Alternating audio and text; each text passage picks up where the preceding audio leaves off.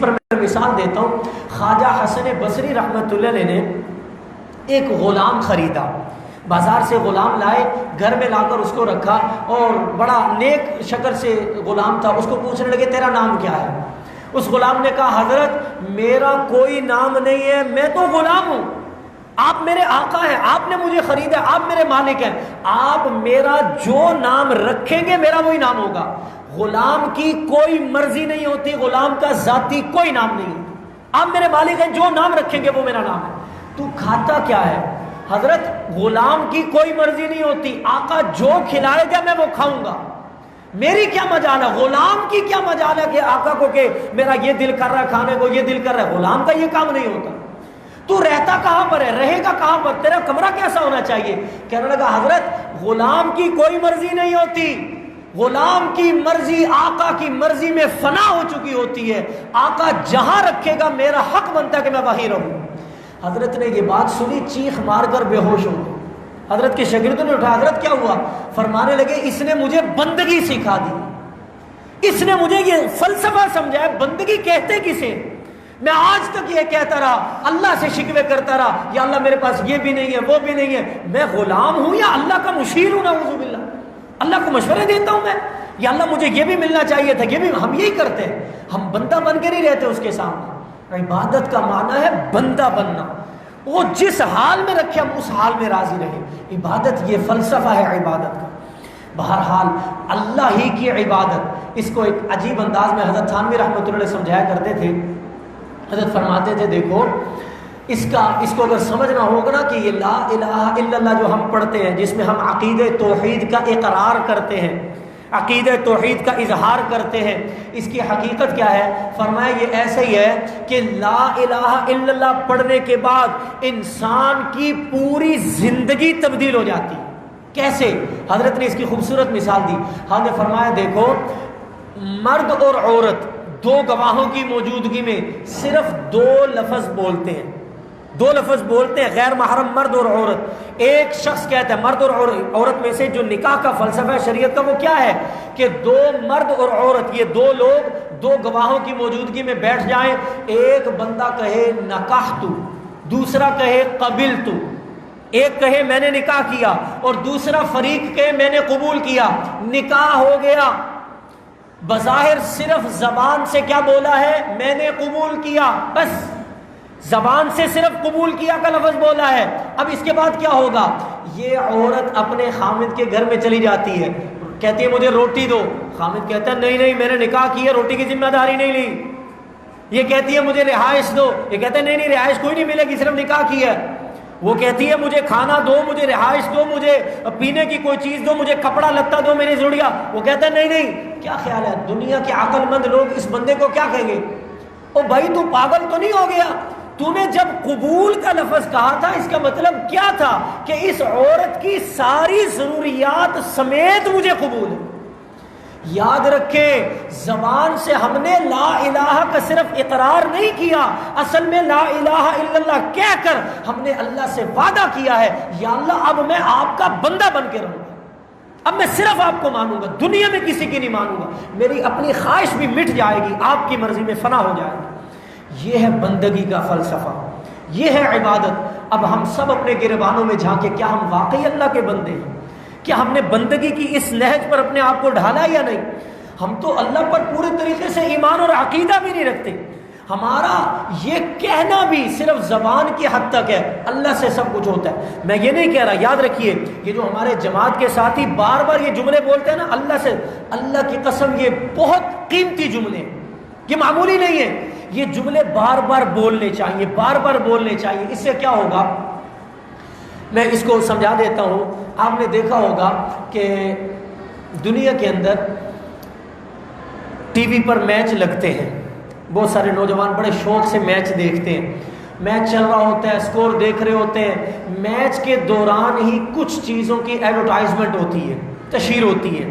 دو چار بڑے بڑے برانڈز کی بار بار ایڈورٹائزمنٹ ہو رہی ہوتی ہے، ایک دفعہ دو دفعہ تین دفعہ بار بار اشتہار آ رہے ہوتے ہیں، بار بار بار بار بار بار. اس کے بعد پتہ کیا ہوتا ہے؟ بار بار اشتہار آنے کے بعد یہ ہوتا ہے میچ ختم ہو جاتا ہے. آپ نے کبھی نوٹ نہیں کیا کہ یہ اشتہار اتنی دفعہ بار بار کیوں آ رہے ہیں. اس کے بعد یہ ہوتا ہے کہ جب آپ میچ سے فارغ ہوتے ہیں 2-4 دن کے بعد جب آپ مارکیٹ میں جاتے ہیں نا کوئی جوتا خریدنے کو کپڑا خریدنے کو چیز لینے, آپ جا کر وہی برانڈ تلاش کرتے جو میچ کے دوران بار بار آپ کو دکھایا گیا تھا. آپ کے لاشعور میں وہ برانڈ بیٹھ چکا ہوتا ہے. مارکیٹ میں جانے کے بعد کوئی بندہ لاکھ دفعہ بھی آپ کو کہے نا یار نام پر نہ جاؤ وہ دھوکہ ہے غلط چیز ہوتی ہے, نہیں آپ کہتے ہیں نہیں جو میں نے دیکھا تھا وہ غلط نہیں ہو سکتا, بار بار مجھے دکھایا گیا وہ اشتہار بار بار دکھایا گیا. آپ جب مارکیٹ میں جاتے ہیں وہی چیز پر ہاتھ رکھ کے وہی چیز لیتے ہیں. کیوں؟ عربی کا محاورہ اذا تکرر الکلام علی السمع تقرر فی القلب, جو چیز کانوں پر بار بار دہرائی جاتی ہے ایک وقت آتا ہے دل میں بیٹھ جاتی ہے. یہ جو بار بار ہمارے جماعت کے ساتھی یہ بزرگ بار بار جملے دہراتے ہیں معمولی نہیں ہے, ایک وقت آئے گا انشاءاللہ یہ دلوں میں بیٹھ جائے. ہمیں گھروں میں بھی یہ بار بار جملے بولنے چاہیے, اپنے گھر کے بچوں کو اللہ کا تعارف کرانا چاہیے. جی ہاں, اللہ کا تعارف کیا ہے؟ اللہ قرآن میں اپنا بار بار تعارف کراتے ہیں. افلا ينظرون الى الابل كيف خلقت, کیا تم نے دیکھا نہیں میں نے کیسے پیدا کیا اونٹ کو, آسمان کو کیسے اونچا بلند کیا, زمین کو کیسے بچھایا ہے, پہاڑوں کو اس میں کیسے گاڑا ہے. ایک اور بات عرض کر دوں اللہ کی ربوبیت پر. اللہ پاک قرآن میں فرماتا ہے ان اللہ فالق الحب والنوا, اللہ اپنا تعارف کرا رہے ہیں. اللہ کہتے ہیں اللہ وہ ہے جو دانے کو پھاڑتا ہے اور گٹھلی کو پھاڑتا ہے اور پودا اس میں سے نکال دیتا ہے. کومپل نکلتی ہے اتنی سخت زمین کو پھاڑ کے یہ چھوٹی سی اور بڑی ننھی منی سی کومپل باہر نکل آتی ہے. اللہ کون ہے؟ سنیے, آج کا سائنس کا طالب علم ایک بات سمجھتا ہے, میری اس بات کو زیادہ سمجھے گا جنہوں نے سائنس پڑھی ہے. آج کے سائنسدان اس بات پر تحقیق اور ریسرچ کر رہے ہیں کہ دنیا کے اندر جو زندگی ہے کیا یہ زندگی سے بنی ہے یا مردے سے بنی ہے. زندگی سے جنم لیتی ہے یا مردے چیز سے زندگی نے جنم لیا ہے. یہ بایولوجی کا باقاعدہ ایک عنوان ہے, ایک باب ہے. اللہ پاک قرآن پاک میں ارشاد فرماتے ہیں میں پوری روئے زمین پر 4 طریقوں سے پیدا کر رہا ہوں چیزوں کو, 4 طریقوں سے, 5واں کوئی طریقہ نہیں ہے چیزوں کو پیدا کرنے کا. اللہ اپنا تعارف کرا رہے ہیں یخرج الحی من المیت ویخرج المیت من الحی. اللہ فرماتے ہیں میں اللہ وہ ہوں جو مردے سے زندہ کو, زندے سے مردے کو, زندے سے زندے کو, مردے سے مردے کو پیدا کر کے دکھا رہا ہوں. 4 طریقے اللہ نے قرآن میں بیان فرمائی. زندے سے زندہ کو, مردے سے مردہ کو, زندے سے مردہ کو, مردے سے زندہ کو. زندہ سے زندہ اللہ کیسے پیدا کر رہے ہیں؟ انسان زندہ, اس کے اندر پیدا ہونے والا انسان کا بچہ بھی زندہ. زندے سے زندہ کو پیدا کر کے اللہ دکھا رہے ہیں. مردے سے مردہ کو بھی پیدا کر کے کون دکھا رہا ہے؟ اللہ. کیسے؟ ان اللہ فالق الحب والنوا. اللہ گٹھلی کو, دانے کو پھاڑتے ہیں, دانا اور گٹھلی بھی بے جان ہے, مردہ ہے, اس میں سے وہ درخت اور پودے بھی مردہ حالت میں, بے جان حالت میں نکل آتے ہیں. کچھ ساتھی یہاں اعتراض کرتے ہیں ہم نے بایولوجی میں پڑھا ہے کہ جی پودوں کے اندر بھی زندگی ہوتی ہے, لیکن یاد رکھیے گا پودوں میں وہ زندگی نہیں ہوتی جو انسانوں اور جانوروں میں ہوتی. یہ بھی سائنس تسلیم کرتی, اس کو بھی بے جان کے اندر قرار دیا گیا ہے. بہرحال اللہ کہتے ہیں میں مردے سے مردے کو بھی پیدا کر کے دکھا رہا ہوں, میں زندے سے مردے کو پیدا کر کے دکھا رہا ہوں. کیسے؟ مرغی زندہ ہے, اس میں سے انڈا مردہ نکالتا ہوں. اور چوتھا کام میں کیا کر رہا ہوں؟ مردے سے زندہ کو پیدا کر کے دکھا رہا ہوں. انڈا مردہ ہے, اس میں سے زندہ چوزا تمہیں نکال کے میں دکھا رہا ہوں. یہ 4 طریقوں سے میں کائنات میں پیدا کر رہا ہوں, تم کوئی 5واں طریقہ ایجاد کر کے دکھا. اللہ بار بار ہمیں اپنا تعارف کراتے, لیکن بڑی معذرت کے ساتھ ہم نے گھروں میں اللہ سے ہونے کو بولنا چھوڑ دیا. ہم نے سارا کریڈٹ خود لینے کی کوشش کی. ہمارے معاشرے میں تمام افراد بڑوں سے لے کر چھوٹوں تک صبح سے شام تک ہماری زبان پر پتہ کیا ہوتا ہے؟ ہمارا عقیدہ توحید اتنا کمزور ہے, ہم گھروں میں کیا کہتے ہیں؟ یہ کام بھی میں نے کیا, یہ کام بھی میں نے کیا, یہ کام بھی میں نے کیا. بچوں کے ذہنوں میں بچپن سے ہم بٹھا دیتے ہیں کہ مال سے سب کچھ ہوتا ہے, میرے کرنے سے سب کچھ ہوتا ہے, اللہ کوئی نہیں ہے کرنے والے, نعوذ باللہ. ہم یہ کہتے ہیں. کیا مطلب؟ گھر میں بیمار ہو جاتا ہوں نا بڑی زیادہ تکلیف آ گئی، پیسہ خرچ کر کے میں نے بڑا اچھا ڈاکٹر لیا اور میں صحت مند ہو گیا. اب کوئی میری عیادت کے لیے آتا ہے، میں پتہ کیا کہتا ہوں، معاشرے کے افراد کیا کہتے ہیں، کوئی عیادت کے لیے آتا ہے، حاجی صاحب سنا تھا بیمار ہو گیا. ہاں یار بڑا سخت بیمار ہو گیا تھا. اچھا پھر کیا بنا؟ او جی میں نے پیسہ پانی کی طرح بہایا ہے، میں نے اپنے سارے ٹیسٹ کروائے، اچھے سے اچھا ڈاکٹر کیا اور دیکھ لو میں ٹھیک ہو گیا. ٹھیک کس نے کیا؟ اللہ نے. اللہ کا نام ہی بیچ میں نہیں لیتے ہیں. بچوں کو بچپن سے یہ چیز سکھانی چاہیے، اپنے ذہنوں میں بٹھانی چاہیے، اللہ دنیا کے سارے کام کرنے والے ہیں. اللہ نے ہمیں پیدا کیا، اللہ نے کائنات کے نظام کو بنایا بھی ہے، اللہ کائنات کے نظام کو چلا رہے ہیں، اللہ ہماری ہر حرکت کو دیکھتے ہیں، اللہ سنتے ہیں، اللہ ہر وقت جو چاہتے ہیں کر سکتے ہیں. اللہ انسانوں کو پیدا کرتے ہیں، اللہ انسانوں کو مارتے ہیں. اللہ کا تعارف بار بار ہمارے معاشرے میں ہونا چاہیے. ہم نے کبھی سوچے نہیں، ہم نے آیات کو پڑھا ہی نہیں. قرآن ہمیں اللہ کا تعارف کیسے کرواتا ہے. یاد رکھیے میں نے جو بات شروع کی تھی کہ یہ جملے بار بار بولنا کیوں ضروری ہے. اللہ سے ہوتا ہے، اللہ کے غیر سے نہیں ہوتا، اللہ سے ہوتا ہے، اللہ کے غیر سے نہیں ہوتا.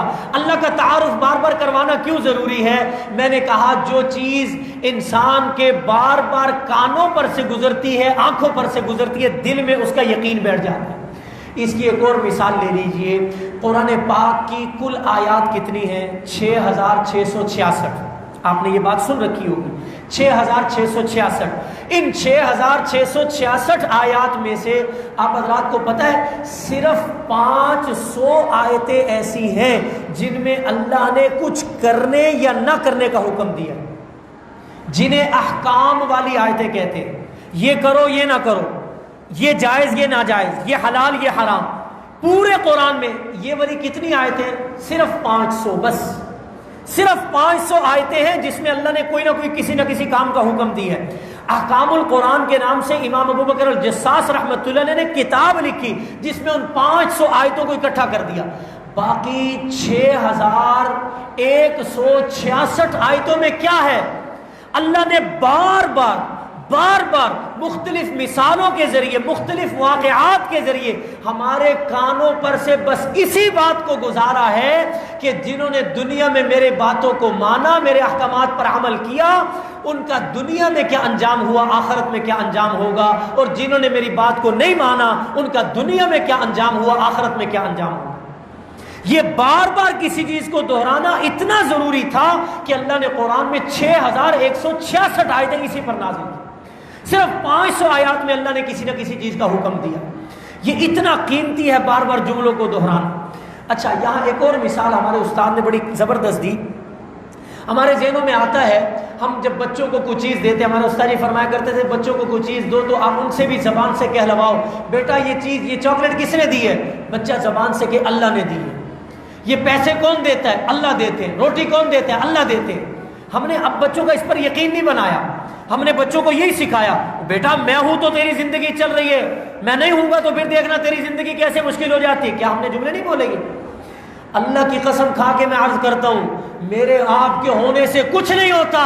اگر ماں باپ کے ہونے سے ہی بندے کی اچھی تربیت ہو سکتی تو کائنات کے اندر جو سب سے بڑے یتیم اعلیٰ تھے میرے نبی صلی اللہ علیہ وسلم، پیدا اس وقت ہوئے کہ باپ کا سایہ سر پر نہیں ہے. چھوٹی سی عمر ہے، ماں بھی دنیا سے چلی جاتی ہے.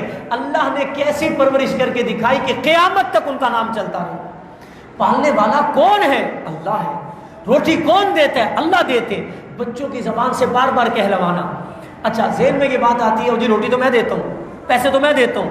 استاد جی نے اس پر زبردست مثال دی، فرمانے لگے دیکھو اگر میں یہ کہوں کہ کوئی طالب علم ہے، کوئی اسٹوڈنٹ ہے کالج کا، اس کے پاس اس نے ضرورت پڑی، اس نے ابا جی کو فون کیا ابا جی مجھے 10,000 روپے چاہیے. ابا جی نے منی آرڈر کروا دیے 10,000 روپے. یہ کالج کے اسٹوڈنٹ کے پاس 10,000 روپے لے کر وہ ڈاکیا آیا. ڈاکیا 10,000 روپے لے کر آیا کہ جی یہ آپ کے ابا جی نے بھیجے لے لے، یا آپ کے پیسے لے لے. کیا خیال ہے اس طالب علم سے، اس اسٹوڈنٹ سے اگر کوئی پوچھے یہ پیسے کس نے دیے، یہ پیسے کہاں سے آئے ہیں، تو یہ اسٹوڈنٹ یہ کہتا ہے وہ جی الحمدللہ یہ ڈاکیا میرے اوپر بڑا مہربان ہے، اس نے مجھے 10,000 روپیہ دیا. کوئی عقل مند بندہ یہ کہتا ہے جی ڈاکیا نے مجھے 10,000 دیے. کوئی دوسرا اسٹوڈنٹ اٹھ کے ڈاکیے کے قدموں میں پڑ جائے، یار آپ نے اس کو 10,000 دیے مجھے بھی دے دو. کوئی عقل مند یہ نہیں کہتا. سب کیا کہتے ہیں وہ جی ابا جی نے بھجوائے ہیں. ڈاکیے کے ہاتھوں آئے ہیں، ڈاکیا ذریعہ ہے، دینے والے ابا جی ہیں. یاد رکھیے مجھے آپ کو روٹی پیسے ماں باپ کے ذریعے اللہ دیتے، دینے والا کون ہے؟ پیچھے طاقت کس کی ہے؟ اللہ کی. ذریعہ ماں باپ ہے. ماں باپ کی مثال ڈاکیے کی سی ہے، ماں باپ کی مثال صرف ذریعے کی سی ہے، ماں باپ اصل نہیں ہے. اس لیے ہمیں یہ بات بچوں کے ذہنوں میں بٹھانا ہوگی کہ اصل طاقت دینے والی کس کی ہے؟ اللہ کی ہے. ماں باپ نہیں بھی ہوں گے، یہ ذریعہ نہیں بھی ہوگا، اللہ تب بھی کھلا پلا سکتے. اور جو محنت کیا کرتے تھے کیسے خوبصورت انداز میں محنت کرتے تھے. امام قطب الدین بختیار کاکی رحمۃ اللہ کا غالباً واقعہ ہے کہ حضرت جو ہے وہ اپنے بچپن کا وقت تھا، حضرت ابھی 5-6 سال کے تھے، غالباً 6 سال عمر تھی حضرت کی، جو تاریخ میں لکھا ہے. حضرت کو ماں نے عادت ڈالی تھی، اللہ کرے کہ ہم بچوں کی تربیت بھی اسی نہج پر کریں. ماں نے عادت ڈالی تھی کہ بیٹا جب بھی جو کام کرنے لگو آپ صلی اللہ علیہ وسلم نے جو دعا سکھائی ہے وہ ضرور پڑھا کرو، وہ ضرور پڑھا کرو. ماں نے عادت ڈالی تھی. اب ہر مہینے نیا چاند نکلتا، یہ مٹی ہوئی سنت ہے جو آج ہمیں پتہ بھی نہیں ہے. مٹی ہوئی سنت کون سی ہے؟ ماں نے عادت ڈالی تھی بیٹا جب نیا چاند نکلے دعا پڑھنی ہے، اللہم اہلہ علینا بالیمن والایمان، دعا پڑھنی ہے، مجھے آ کر سنانی بھی ہے. بیٹا ہر مہینے آتا، جب چاند نکلتا فوراً اماں کے پاس آتا، اماں جی دعا پڑھا دے، اماں جی دعا پڑھا دے. حضرت کی عمر ابھی 6 سال کی تھی. ایک دن آئے چاند نکل آیا تھا، ماں سے کہنے لگے اماں جی دعا پڑھا دے، چاند نکل آیا. ماں نے دعا پڑھانا شروع کی اور دعا پڑھا کے ماں کہتی ہے بیٹا اس مہینے تو مجھے مبارکباد دے رہا ہے، اگلے مہینے کس کو مبارک دے گا؟ اگلے مہینے کس کو مبارک دے گا؟ قطب الدین بختیار کاکی رحمۃ اللہ بچپن تھا لیکن آنکھوں میں آنسو آگے، کہنے لگے اماں ابا تو پہلے ہی سر پہ نہیں ہے، پہلے فوت ہو چکے ہیں، یہ آپ کیا جملے کہہ رہی ہیں؟ کیا آپ بھی دنیا سے جانے لگی ہیں؟ آپ کہہ رہی ہیں اگلے مہینے کس کو مبارکباد دے گا، اس مہینے تو مجھے دے رہا ہے، اس کا مطلب ہے اگلے مہینے آپ نہیں ہوں گی، مجھے کس کے حوالے کر کے جا رہی ہیں؟ ماں نے کہا بیٹا اس کا جواب میں کل دوں گی، کل دوں گی. بیٹے نے کہا اچھا. بیٹا چلا گیا. اگلے دن تہجد کا ٹائم، اور اس وقت مائیں بچوں کو تہجد میں بھی اٹھاتی تھی. میں اکثر ایک جملہ کہتا ہوں، مفتی محمود الحسن مسعودی صاحب آزاد کشمیر والے، ان کا جملہ، حضرت فرمایا کرتے ہیں بچوں کی مثال پودوں کی سی ہے. مائیں بھی اس بات کو پلے باندھ کر جائیں اور مرد بھی اس بات کو سنیں. فرمایا بچوں کی مثال پودوں کی سی ہے. پودے کو اگر پانی نہ لگے پودے مرجھا جاتے ہیں، خراب ہو جاتے ہیں، مدھم پڑ جاتے ہیں. جس پودے کو پانی نہ لگے، گوڈی نہ ہو، وہ پودا ختم ہو جاتا ہے. یاد رکھنا ان بچوں کی، ان اولادوں کی مثال بھی پودوں کی سی ہے. ان پودوں کو لگنے والا پانی ماں باپ کے تہجد کے وقت کے آنسو ہوا کرتا. جس پودے کو، جس اولاد والے پودے کو ماں باپ کے تہجد کے آنسو والا پانی لگ جاتا ہے، اللہ کی قسم یہ اولاد پھر دنیا میں چمک جاتی ہے. اللہ سے جو بندہ اپنا تعلق قائم کر، آج تو والدین کو فجر بھی نصیب نہیں ہوتی، انہوں نے کہا تہجد کا پودوں کا پانی دینا ہے. اللہ ہماری حفاظت فرمائے، اللہ ہمیں صحیح سمجھ عطا فرمائے. بہرحال حضرت کی والدہ نے کہا اگلے دن آنا بیٹا. کل تہجد کا وقت ہوا، ماں نے بیٹے کو بھی اٹھایا، بیٹے کو ساتھ کھڑا کیا، 2 رکعت صلاۃ التہجد کے ادا کیے، دعا کے لیے ہاتھ اٹھائے، دعا مانگنے لگی. اور پھر بیٹے سے دعا مانگ کر بیٹے سے کہنے لگی بیٹا آپ نے کل کیا سوال کیا تھا دوبارہ کریں. بیٹے نے کہا اماں میں نے کہا تھا کہ آپ نے، جب میں نے مبارکباد دی آپ نے کہا بیٹا آپ اگلے مہینے کس کو مبارک دو گے؟ اماں جی میں نے آپ کو جواب میں کہا تھا کہ کیا آپ مجھے چھوڑ کر جا رہی ہیں، مجھے کس کے حوالے کر کے جا رہی ہیں؟ ماں نے کہا بیٹا اب اپنے اس سوال کا جواب سن. یہ کہہ کہ ماں نے اپنے اس اندازہ لگائے وہ ماں کی ممتا کا کیا عالم ہوگا. 6 سالہ ننھے بچے کا ہاتھ اپنے ہاتھ میں لیا، دعا کے لیے ہاتھ اٹھائے، بچے کا ہاتھ میں رکھ کے اللہ سے کہنے لگی یا اللہ، یا اللہ میں اس بچے کو آپ کے سپرد کر کے جا رہی ہوں، اور میرا عقیدہ ہے جو چیز آپ کے سپرد کی جائے آپ کبھی اسے ضائع نہیں ہونے دیتے، اسے آپ سنبھال لیجیے. اللہ نے کیسا چمکایا کہ آج دنیا میں ہر عالم ان کا نام ادب و احترام کے ساتھ لیتا. جو چیز جس کا تعلق اللہ سے جوڑ دیا جائے، اللہ کی قسم ہم اپنے اولادوں کا تعلق اللہ سے جوڑے، یہ اولادیں ہمیں ہمارے بڑھاپے کا سہارا بنے گی. کل ایک ماں آئی میرے پاس عصر کے بعد، بیچاری زاروں کے تار رو رہی ہے، بیوی کے پیچھے لگ کے بچہ مجھے ذلیل کرتا ہے، باپ کو ٹھڈے مارتا ہے، بدتمیزی کرتا ہے. میں کس بات کا رونا رو؟ ہماری بنیادی غلطی، میں نے عثمان سے بھی کہا، ہماری بنیادی غلطی یہ ہے ہم نے اپنے بچوں کا تعلق اس ذات سے نہیں جوڑا جس ذات نے ہمارا ادب اس کو سکھانا تھا۔ ہم نے اپنا ادب تو ان کو سکھایا، بچہ میرا بن جائے، میرا ادب کرے، اس ذات سے جوڑا ہی نہیں، اس کا تعارف ہی نہیں کرایا۔ اللہ کون ہے؟ جو تعارف کراتے تھے ان کی حالت کیا ہوتی تھی؟ آپ نے مشہور واقعہ سنا ہوگا، میں صرف اس کو ٹچ دینے لگا ہوں اس کا۔ حضرت بایزید بستامی رحمۃ اللہ علیہ، بچپن ہے، چھوٹے ہیں، ماں نے مدرسے میں داخل کروایا، غالباً حضرت ہی کا واقعہ ہے، مدرسے میں داخل کروایا، واپسی پر بچہ جب دوپہر کو 12 بجے 1 بجے واپس آتا مدرسے سے، ماں روٹی بناتی اور رومال میں لپیٹ کر کبھی بستروں میں چھپا دیتی، کبھی الماری میں، کبھی فلاں جگہ، کبھی فلاں جگہ۔ بچہ آتا مدرسے سے، ماں پہلے کیا تربیت کرتی ہے؟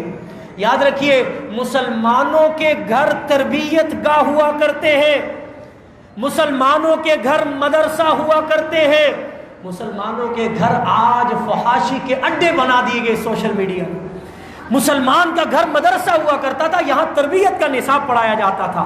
ماں، بچہ جب پڑھ کے آتا، ماں کہتی 6 سال کے بچے کی تربیت ہو رہی۔ 6 سال کا بچہ پتہ کون ہوتا ہے؟ ہمارے معاشرے کا 6 سال کا بچہ وہ ہوتا ہے جو ابھی KG کا اسٹوڈنٹ ہوتا ہے، پلے گروپ کا، زیادہ سے زیادہ اول کلاس کا اسٹوڈنٹ ہوتا ہے۔ آپ پہلی کلاس کے بچے کو گھر میں کہہ کے دیکھیں، بیٹا نماز پڑھ کے اللہ سے مانگا کرو، انشاءاللہ پہلی مخالفت آپ کی اہلیہ محترمہ کی طرف سے ہو۔ ابھی سے کیوں بچے کو مولوی بنا رہے ہو؟ ابھی سے نماز ہو، بعد میں پڑھ لے گا، بڑا ہوگا۔ بچوں کی تربیت بچپن سے شروع کی جاتی ہے۔ بایزید بستامی 12-1 بجے گھر آتے، ماں کہتی بیٹا وضو کرو، بچہ وضو کرتا، بیٹا مصلی بچھاؤ، مصلی بچھاتا، بیٹا 2 رکعت پڑھ کے اللہ سے روٹی مانگو، اماں بھوک لگی ہے، بیٹا اللہ سے مانگو۔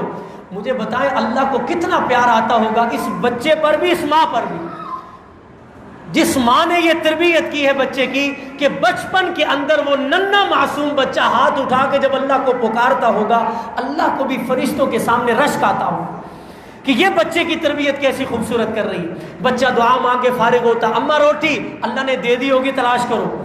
بچہ کبھی بستروں میں تلاش کرتا، کبھی کہیں کہیں نہ کہیں مل جاتی۔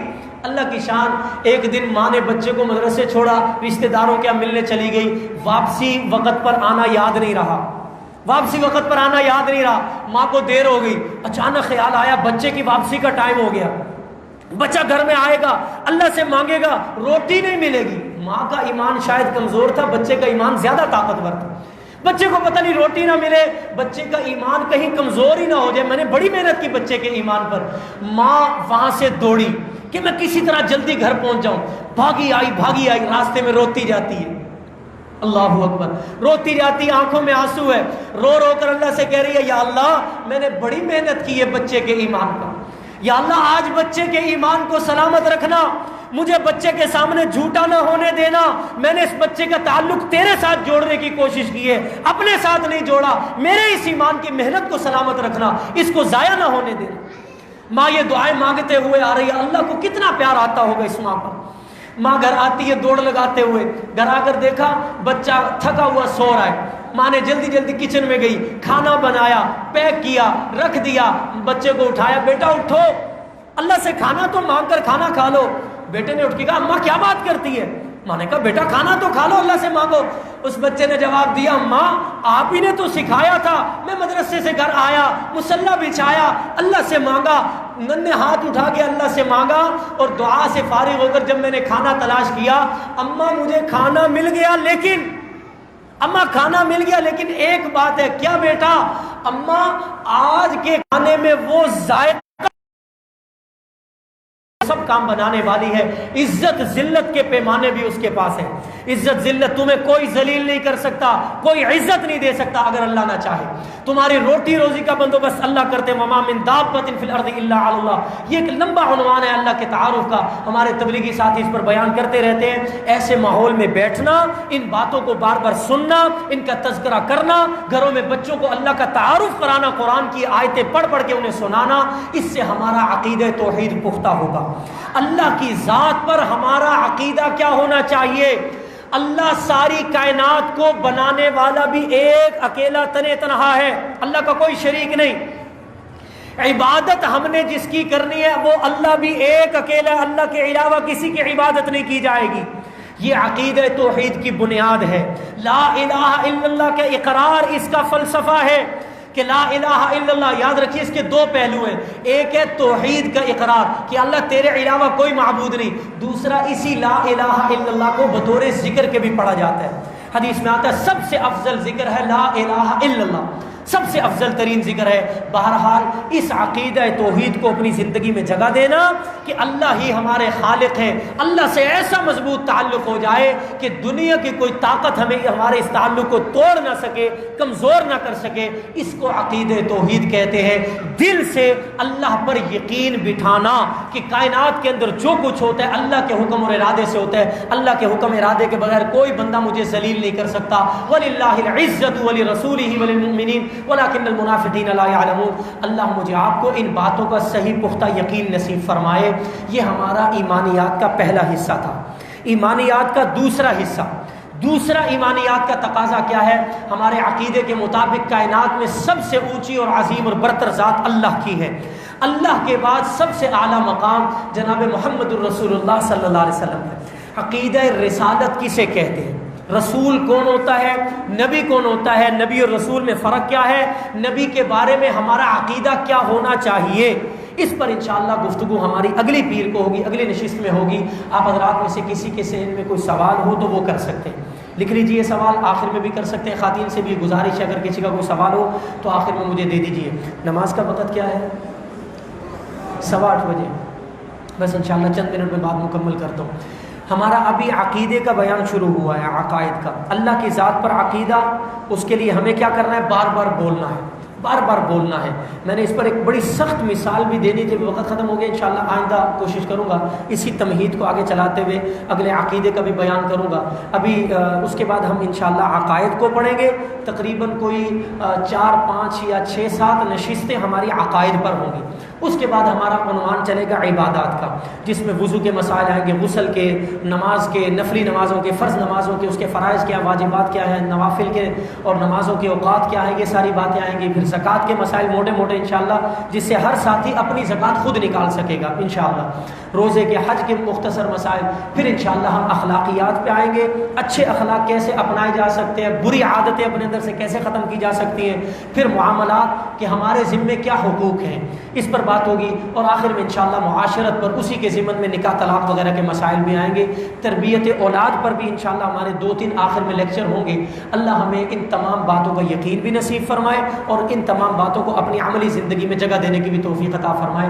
اب جیسے کہ آپ حضرات کے علم میں ہے کہ سبق کے آخر میں ہم ایک سورت کہلواتے ہیں، ایک سورت پڑھتے ہیں تاکہ ہمارا تلفظ بھی ٹھیک ہو جائے۔ میں کوشش کروں گا سورت دہراتا ہوں، آپ حضرات میرے ساتھ ساتھ دہرائیں، خواتین بھی مدھم آواز میں میرے ساتھ دہرائیں گی۔ اعوذ باللہ من الشیطان الرجیم،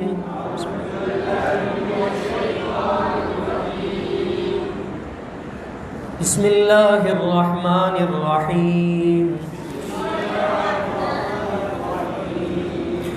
قل اعوذ برب الناس ملک الناس الہ الناس من شر الوسواس الخناس الذي يوسوس في صدور الناس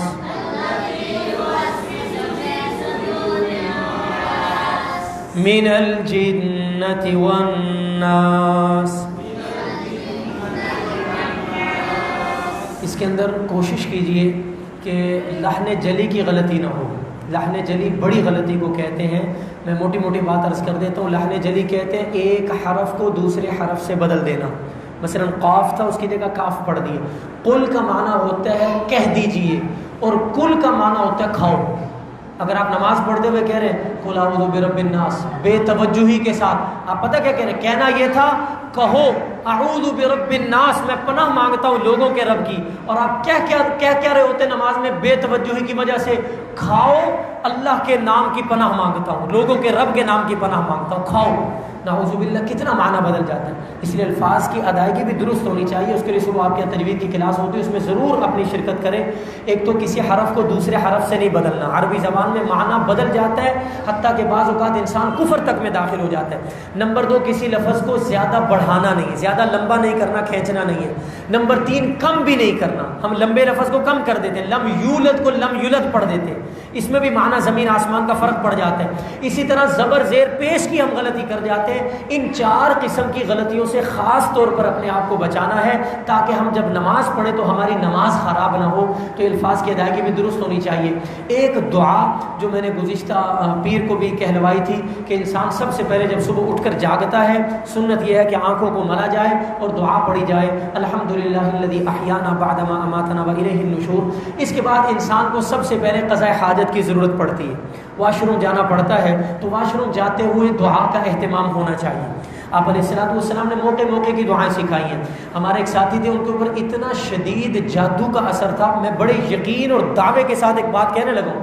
خواتین میری بات کو ذرا توجہ سے سنیں گی. بڑا ان کا توہم پرستی کے اندر حصہ ہوتا ہے. ہر بات کو کہتے ہیں کسی نے کچھ کر دیتا ہے. میں نے تو اس کو محاورہ بنا لیا ہے. آئے دن لوگ آتے ہیں, وہ جی فلانے نے کچھ کر دیا, نظر وہ جی وہ جادو کے اثرات ہیں, جن کے اثرات ہیں. اتنے اثرات ہوتے نہیں جتنے ہم نے بنا لیے. وہ جن بھی بیچارہ حیران ہوتا ہوگا, میرے اوپر ایسے الزامات لگاتے رہتے ہیں. بہرحال یاد رکھیے, بڑے سے بڑا جادو, بڑے سے بڑے جن کے اثرات, جتنا مرضی طاقتور جادو ہو, میرا یقین ہے اس پر, میں نے اس پر ایکسپیریمنٹ اور تجربہ بھی کیا. جو شخص موقع موقع کی دعائیں جو میرے آقا صلی اللہ علیہ وسلم نے سکھائی ہیں, ان کی پابندی کرتا ہے, باوضو رہنے کی کوشش کرتا ہے, نماز اور اپنے فرائض کو پورا کرتا ہے, اللہ کی قسم اس پر بڑے سے بڑے کسی جادو کا غلط اثر نہیں ہوگا. ہوتا بھی ہے تو اللہ اپنی قدرت سے ضائع کر دیتے. ہمیں کسی عامل بابے کے پاس جانے کی ضرورت نہیں رہتی. اس لیے اپنے ان دعاؤں کو پختہ کریں. بالخصوص واش روم میں جانے آنے کی ہم دعا نہیں پڑھتے, جس کی وجہ سے غلط چیزوں کے اثرات ہم پر زیادہ ہوتے ہیں. اثرات کو ختم کرنے کے لیے واش روم میں آنے جانے کی دعا کا اہتمام زیادہ ہونا چاہیے. واش روم کی دعا میرے ساتھ دوہرا لیجیے. بعض علماء نے لکھا کہ اس کے شروع میں بسم اللہ پڑھنا بھی بہتر ہے. بسم اللہ پڑھنا بھی بہتر ہے. بسم اللہ بھی بعض کتابوں میں لکھی ہوتی ہے. اسی وجہ سے مکمل جو دعا حدیث میں آتی ہے وہ میرے ساتھ دوہرا لیجیے. اللہم انی اعوذ بک من الخبث والخبائث. اللہم انی اعوذ بک من الخبث والخبائث. یا اللہ میں آپ کی پناہ مانگتا ہوں شریر قسم کے جن اور جننیوں سے, کہ اللہ مجھے اپنی پناہ میں لے لے. اللہ ہم سب کو اپنی پناہ میں رکھے. ہمارا آج کا سبق مکمل ہو گیا. کوئی سوال ہے تو فرما دیجیے. جی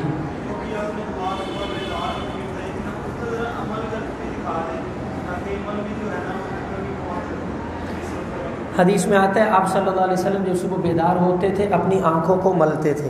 ایسے کر کے ملا جائے اپنی آنکھوں کو, اس سے نیند کا خمار دور ہو جاتا ہے. اور اس کے بعد دعا پڑھی جائے الحمدللہ الذی احیانا بعد ما اماتنا والیہ النشور. یہ دعا اس کے بعد پڑھی جائے. مسنون عمل ہے. 1-2 اعلانات ہیں, بس وہ مختصر سے آخر میں کر دوں, پھر دعا کرتے ہیں, میرا اذان کا بھی وقت ہے. ایک تو آپ حضرات کی حاضری کا نظم بن گئے, حاضری لگ گئی. آج کی حاضری کوشش کریں کہ سبق کے شروع میں ادھر حاضری شیٹ چلا دیں, تاکہ جو